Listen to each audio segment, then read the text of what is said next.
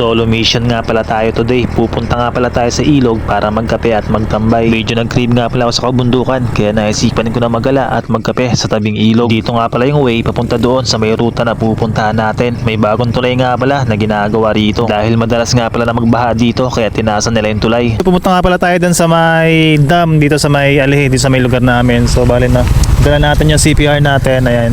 Pupunta tayo doon, magkakape lang tayo. Bali hindi mo natin kasama si Third siguro. Next time na lang natin isasama si Third.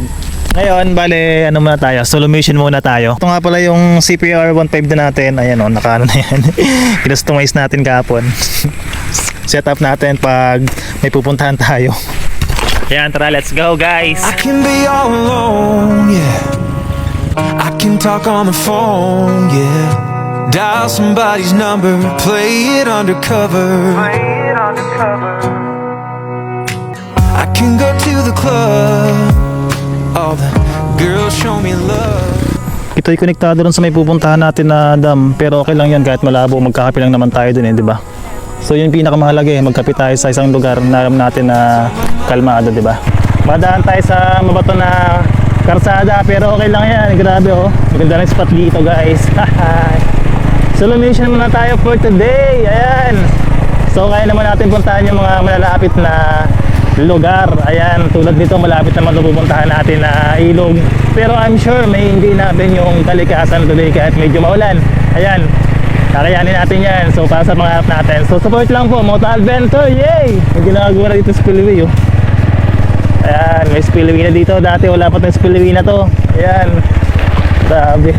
Dati guys wala pa to kasi bumabaha, kaya ilaw na lang ng tulay. Ayun guys, bali malapit na pala tayo dun sa pupuntahan natin na ilog. Bali magkakape lang tayo doon.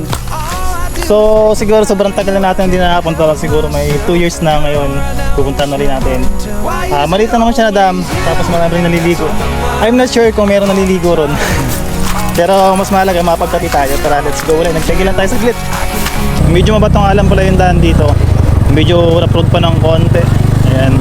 Pero hindi naman siya ganun kapangit yung daan. Unlike dati kasi nung napunta tayo dito is sobrang lubak. Ngayon talagang tinakpan ng mga ano. Ayan o. Ayan o, nilagyan ng mga bato-bato, mga buha-buhangin para pagpantay. Yan. Malapit na tayo dun sa dam. Ayan.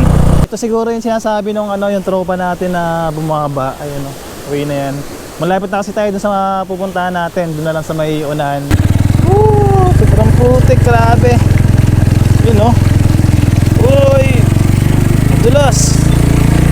Grabe. Finally, nakarating na nga pala tayo dito sa may ilog na pagkakapihan natin. Medyo malabo nga lang pala yung tubig, pero gagawin natin sulit itong mga araw na to. Kaya tara, samahan nyo nga pala ako magkape dito sa may tabing ilog. Nag-set na nga rin pala ako ng mga gamit para mamaya dire-diretso na yung pagkakape natin habang pinagmamasdan yung kapiligiran at pag-agos ng tubig. Dito nga pala inilabas ko na yung lagayan ng tubig na mainit para makapagkape na rin tayo para sabay sa labig ng panahon. Para kahit papaano ay mainitan yung katawan natin. Napakasarap mag-relax sa tahimik na lugar katulad nito. Malayo sa mundong mapanghusga at malayo sa mga taong walang ginawa kundi yung husgahan ka at diktahan ka sa mga ginagawa mo. At sa mga taong hindi naniniwala sa kakayanan mo. Make the best of life. Do your best to achieve your dream. Huwag ka magpapapekto sa mga taong alam mo na hinihila ka sa ibaba. So paano ba yan? Magkakape na nga pala muna ako. Samahan nyo nga pala ako hanggang matapos ang pagkakape ko. Hanggang sa muli. Salamat!